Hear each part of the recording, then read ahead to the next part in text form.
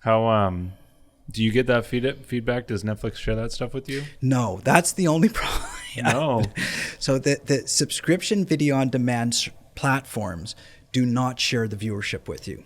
And that's one of the big complaints that filmmakers have because you want to celebrate it, right? You want to feel good about how many people watched your movie, but they don't share that because it's a flat deal. It's not there's certain cable stations that used to be where per views, they would tell you how many people watched and you would get paid based on how many people watched. Okay. But Netflix and the subscription video on demand services don't do that. They pay you a flat rate, and therefore they don't have an obligation to tell you how many people watched. And you just want it, like, I begged Netflix. First, I said, please just share it with me for two reasons. One is I just want to celebrate it as a filmmaker. I just want to feel good that, several million people watch my movie, hopefully, right? The other thing is if the number's big, I would want to make another one for you, like a sequel or something like that. If you tell me, then, I'll offer to do another one. They don't give you anything? Yeah. They don't share anything. Do you think maybe that's because they don't want you to have leverage and know that it did well? So then if it were to come time that you wanted to make a sequel, then you wouldn't go on Netflix? That's exactly why. They don't want you negotiating with them or second guessing them. Like, they don't want me, like they say, oh, Jeff, wow, holy smokes. This is how it works in a Netflix meeting. It's you and me sitting here. Okay. They have an iPad in front of them and they're just looking up the numbers. It's all numbers, right? Oh, this, but they don't tell you.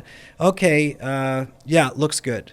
What does that mean? What do you mean looks good? Like, oh, you're saying that you guys have a meeting and you're reviewing how it went? So I'll tell you in a second. But anyways, they don't want you saying to them, well, hey, look how well it did. Mm-hmm. You didn't pay me enough. Right. You need to pay me more. They don't want that conversation. Right. Okay? So that meeting that I'm just describing where they sit with their iPad and they review your numbers is the renewal meeting. Okay. See, the license is coming due. So I've had two of those. The license is coming due, and it's basically, are they going to renew or not? And you don't even need a meeting. Like, they're going to look at a number. If the number hits their algorithm, whatever their forecast or whatever their expectation is, they renew. And then it's just a matter of discussing how much they're going to renew for. And if it doesn't, they don't renew. It's just how it works. The people you have the meetings with have never seen your movie. They've never met you. They're analysts. They're just, this is numbers. Yeah. This is all numbers. Wow.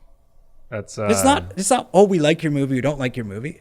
They don't care if they like it or not. They care if their audience is enjoying it. Yeah. And if their audience is engaged by it and watching it. And if they are, you get a slot. And if they aren't, they don't need it.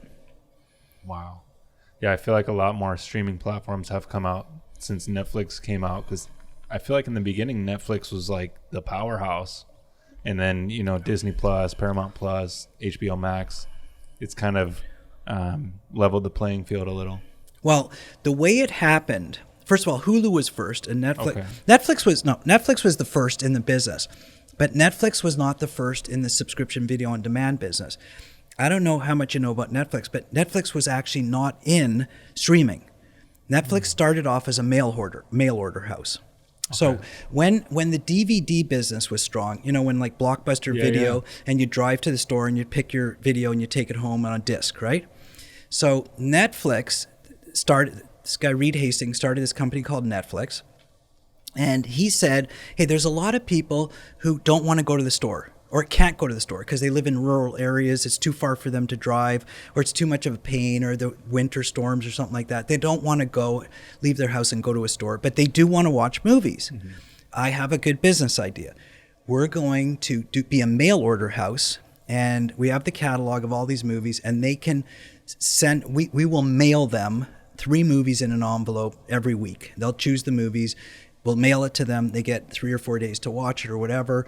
Then they mail it back to us, and we can mail them more. That was Netflix. That was the business model for Netflix for many years. Wow.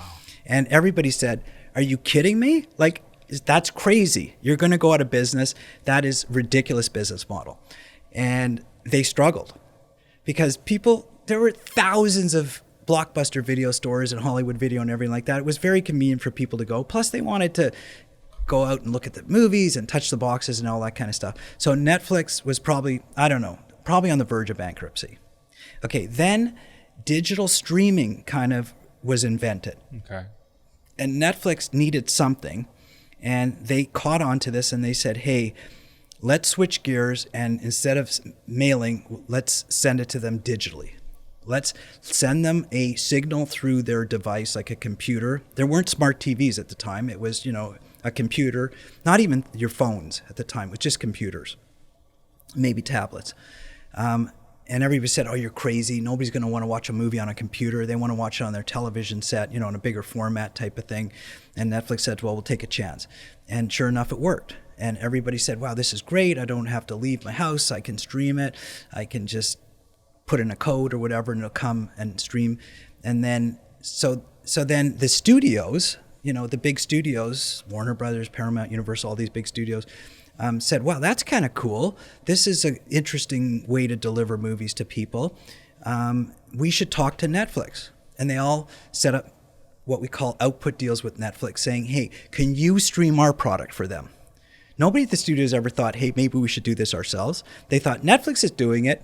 Who knows if it's going to last? I mean, it probably won't. It'll probably go down the toilet. So why should we invest in this kind of thing? Mm-hmm. And they said, can you do ours for us? And you can take this much percentage of the sales, and we'll take this much, and we'll give you all our top movies and everything like that, and get them out there. But don't do it when we're only going to give it to you after we release them theatrically or in our means. Right. Okay. And that's how Netflix became so huge, dealing with other people's movies. They never made anything. Yeah. Netflix wasn't a production company. They were strictly a streaming company.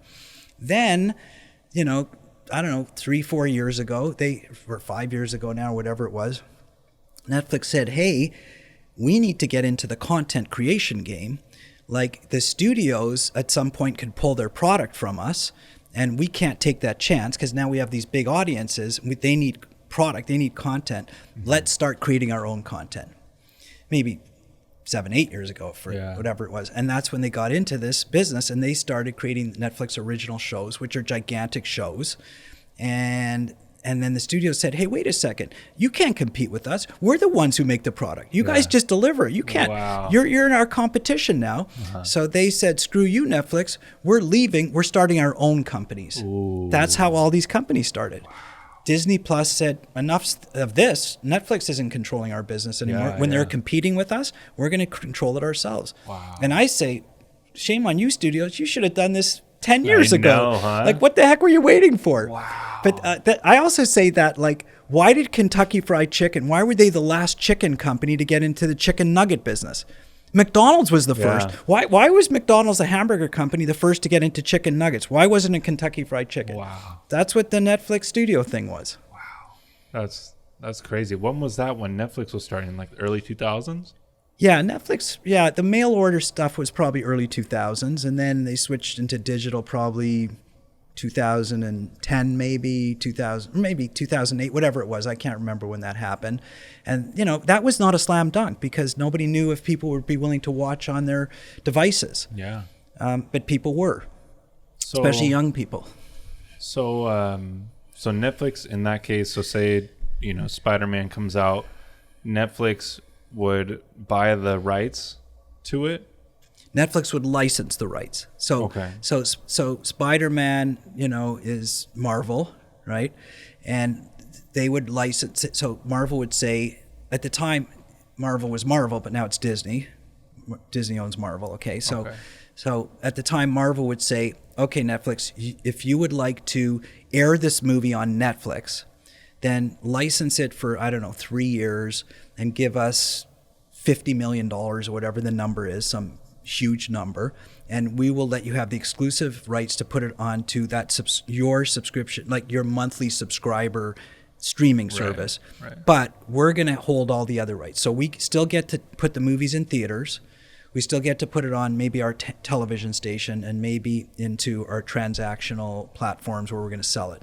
But we won't sell that to anybody else because you have it for 3 years for subscription. Okay.